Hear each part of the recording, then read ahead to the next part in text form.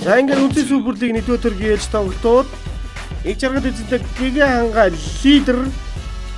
За өнөө бүр эзэнтэй Синтозо Арслангуудын тулаан эхлээд бэлэн болсон байна. За энэ хоёр багууд хоёулаа нэг хожил 3 хожигдолтойгоор лигийг үргэлжлүүлж байсан. Зайлал нь залуухан эрч хүчтэй бүрэлдэхүүнтэй ийм багуу да. За ингээд Jonathan Blake-ийн довтлогоог Очирбат нэмж байна. За энэ тоглолтод бол Отгонбаяр Очирбат гэж энэ төвийн тоглогчноор сайн тоглолт үзүүлсэн бол Багтмөгийн тоглолтод гараанд анхудаага гарсан 3 шидсэн оновчтой болсон. За ингээд хоёр багуудын тоглолт нэлээ ойр хүргэлжилж байсан. Энэ удаа Синтозо Арслангууд багийн Гигоны тоглогчдын осонд бол Торн Валкер гүйцээж байна. За энэхүү тоглолтод бас Крис Лавсон төдийлөн бол сайн тоглолтыг үзүүлээгвэ. Оюун болтын цэлмгийн алсын зашилт 24-17 болгож байна тоглолтын доноор цаг. За энэ удаа Дөлгөөний дамжуулалтаар Чимбатын гол өгсгөл байлаа. Залуучуудын чигшөөгийн тоглогчдын хостод байлаа. Үүний дараагаар гэрлийн Чимбат дахиад нэг удаа 3 шидсэн оновчтой болгож байна. Харин тэдний хариуг Батөвшингийн таймжид алсын занаа шидсэн 40-31 болсон.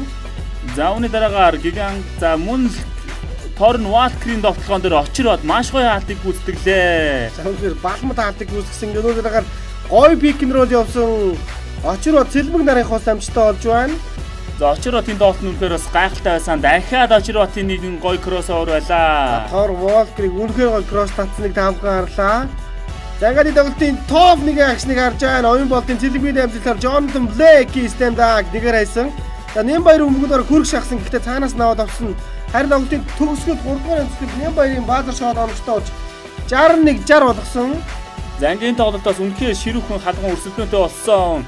Үнэхээр залуу багуудын үнэхээр гоё тулаан болсон. За энэ тоглолтын нэгэн Баатар Дөлгөөний тоглолтоо та бүхэн сонирхож байна. Дөлгөөний тоглолтод оноо самраас мөлгөөсөр багаа тэргүүлсэн бол үүний дараагаар Очирбат дээрээс нь Slam Dunk хийлээ. Чимбатын гоё дамжуулалтаар Очирбатын нэгэн ээлж шоу байлаа. Олмар ангиснаар 77-85-ын харьцаатай их жаргал эзэнтэй Гига ханга лидераг үйлдвэрлэлийн 2 дахь хожлоо инхүү байгуулж байна.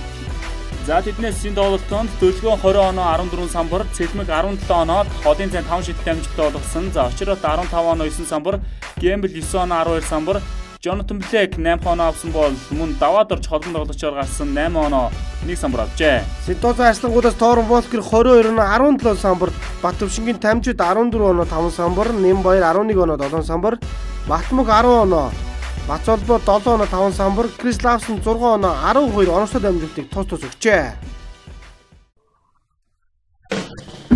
Энэ өдрийн 2 дахь тоглолт Баярагийн шигдэл үзэнтэй Овс Эрдэнэтрлийн Рикс. Доржгүй үзэнтэй Төв аймгийн Төв ургац цогцолтын тулаан Эрдэнэтрлийн Рикс үндэсний Суперлигийн анхныхаа тоглолтыг хийсэн. За тэдэнд бол Will Gidding гэж нэг лигоноор тоглогч. За мөн олон улсын жирийн мастер Мөнх хоёрын Бадрахыг инээдээ Эрдэнэтрлийн Риксүүд нэгтгэсэн байсан. За ингээд Бадрахын урданд орохны та бүхэн сонирхож байна. Үүний дараагаар Мөнхтөр Суперлигийн онооны дийдрүүдийн Мөнхтрийн шилжилтийг сонирхлоо. За Эрдэнэтрлийн Рикс баг. За ерөнхийдөө Спайс Суперлиг тоглодог залуухан бүрэлдэхүүн дээрээ за Өрнүүн Бэлэг, Бадрах, Батчаавал, Нэмбаяр гэсэн туршлагатай тоглогчдыг бол нэмээд инх үндэсний Суперлиг үзүүлж байгаа. Үүний дараагаар Will Gidding-ийн дамжуулалтаар Санжигтаан Өрнүүн Бэлгийн тоглолтоо оновчтой болж байна. За тоглолтын эхний үед Өрнүүн Бэлэг бас нэг гайхалтай тоглосон. Энэ удаа Батчаавалгийн дамжуулалтаар дахиад Өрнүүн Бэлгийн нэгэн тоглолт амжилттай болсон. За өнөөдөр дараагаар олон улсын жирийн мастер Бадрахын алсын зашилт оновчтой. За Бадрахын тоглолт нь өрхөд алсын зайраас нийтдээ 22 шидэж 8 оновчтой болсон. За харин тэдний эсрэг мэдээж Төв аймгийн Төв ургац цогийн холтон тоглогч Donald Boone үнэхээр гоё тоглолтыг үзүүлсэн. За Санжигтай Өрнүүн Бэлгийн тоглолт нийтдээ 3 удаа алсын зайраас шидсэн 3 удаа амжилттай болгосон байгаа. За өнөөдөр гайхалтай алсын зай шилжилтийг Өрнүүн Бэлэг гүйцэтгсэн. Үүний хариугийн Гамболд багийн ахлагч Гамболдын алсын шилжилт барьж байна. За ингээд Will Gidding тоглолтын 3 дугаар төсөлд оноог ортуулсан. За ингээд 90-84 байсан Бачавлангийн шийдэлт оновчтой болсон. За ингээд 87-90 болгож 3 хон өндрөөтэй болсон. За үүний дараагаар John Holmes Jr. Will Gidding-ийг бологдсон. Ингээд төгсгөл 97-94 байсан цэцгээгийн мэрэгний давталгаа оновчтой болж байна.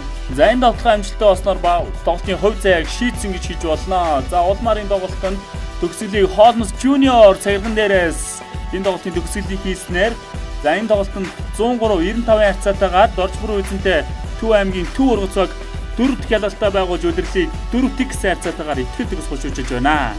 За Англи улсын Суперлиг Төв аймгийн Төв ургац цог итгэл төгс хожуулж байна. Тэднээс Donald Boone 28 оноо 10 самбар, Holmes Jr 23 оноо 14 самбар, Дондгийн Мөнхтөр 20 оноо 11 самбар, Цэцгийн Мэргийн 18 оноо 11 самбар, Цэрэндоржийн Гамболд 14 оноо 9 самбар, Бат Эрдэнэ 2 оноо 2 самбараас буюу тусгаж авсан.